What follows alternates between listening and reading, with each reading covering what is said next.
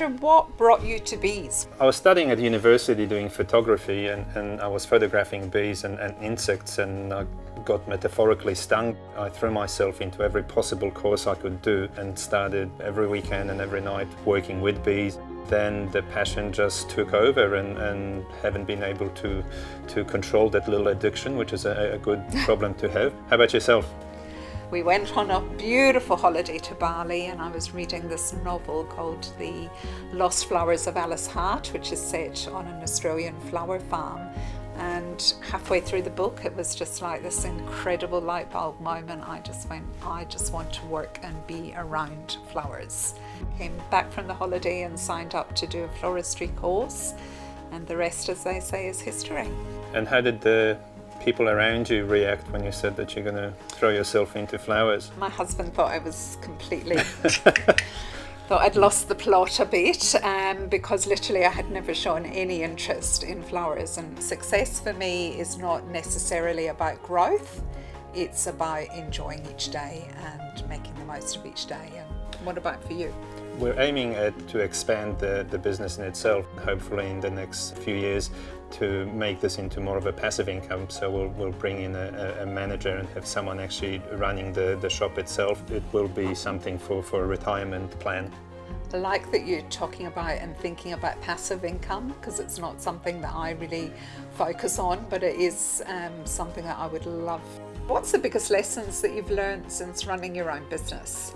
Definitely to take it slow. We started to grow slowly without over-marketing, because we knew that if that happened, we'd have too much business and not be able to supply the demand that we have. So for me, I've learned so many lessons along the way. I would definitely advise people that are going into business, if you can't afford to lose the money you're going to spend, don't spend the money. Having an expectations that if you did lose it, it's not going to destroy you, I think is quite important.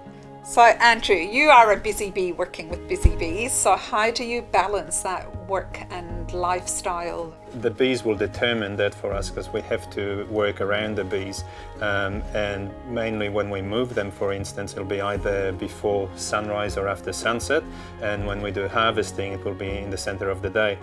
So most of the time I'll be able to be there for our kids and family. So who's more demanding, the bees or the family? The bees, definitely the bees are more demanding. The family can move their schedule, the bees don't move their schedule. We're so busy at the moment that I'm struggling to find any extra hours in the day.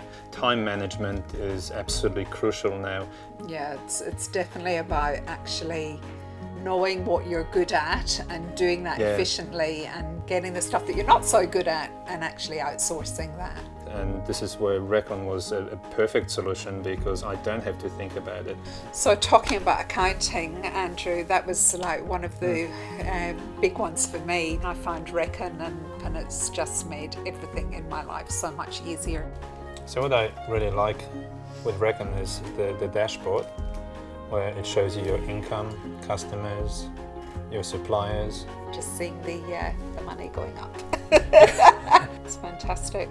One thing that I did notice that you use that I don't use, which is really interesting, is your estimates. I use the estimates a lot, and then we transfer and change over the estimates into converted to an invoice. I normally just do my estimates sort of verbally on the phone, but that is a really quick way of doing it. I'll look at for sure. It makes it much quicker, and once you convert it to an invoice, you can directly email that invoice to the client for payment straight away. Because I'm a very personalised service, I'm not a cookie cutter florist. So for me, it's all about building relationships with my client. And that's another thing that I love about Recon, is on all my client lists, I've literally got details of the flowers they like, who they've sent them to, why they've sent them, and I just keep building on those files.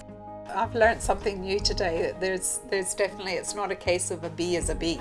No, not at all. It's a bit like a rose is not always a rose. No, absolutely. It's it's been fascinating meeting Andrew and hearing all about his business. Meeting Janie was great today because I've also learned a lot about her business and small business and her future hopes and aspirations. Some of the things that he does with Reckon that I don't do has been like, "Pooh, okay." The similarities are the same but different, which was an outstanding experience. So one of the things that I'm going to do that's definitely different, I'm going to start using Reckon to sending out estimates, and then they can just automatically transfer into an invoice once it's been accepted. I think it was fascinating to be able to see the different ways that Reckon can be used. There was one of it, and also meeting such a lovely person as Janie and learning so much about her business and passion.